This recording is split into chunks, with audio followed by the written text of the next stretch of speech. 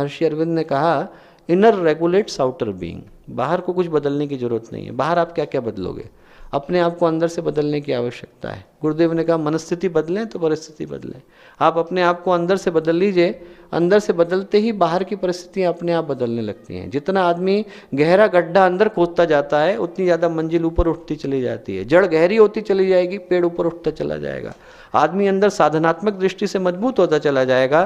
पुण्य का घेरा, तप का घेरा, आलोक का घेरा, चेतना का घेरा, ऑरा का घेरा, सब चीज़ें उसी प्रवाह से बाहर बढ़ती चली जाती हैं। आदमी बाहर सारे प्रयासों को करने में लगा रहता है, अंदर के प्रयासों को भूल जाता है।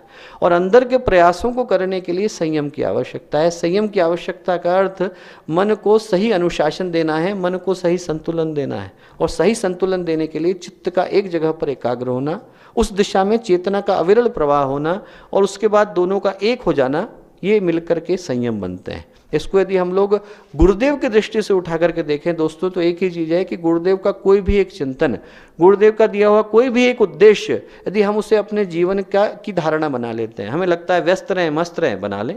हमें लगता है सुख बांटे दुख बटाएं, बना लें। हमें लगता है अपनी रोटी मिल बांट करके खाएं, बना लें। हमें लगता है कि गुरुदेव का कोई भी एक सूत्र है वही मेरे जीवन की धारणा है। मैं सिर्फ यही करूंगा कि लोगों के दुख हैं उनको बटाऊंगा और अपने सुख को बांटूंगा, लोगों को खुश रखूंगा, लोगों के कष्टों को दूर करूंगा। इतनी ही धारणा हमारे अंदर आ जाती है, उसी दिशा में हमारा ध्यान चलने लगेगा, उसी दिशा में हमारी चेतना की समग्रता आने लगेगी और उसी दिशा में हम लोग व्यक्तित्व के उच्चतम शिखर पर उपलब्ध होते चले जाएंगे।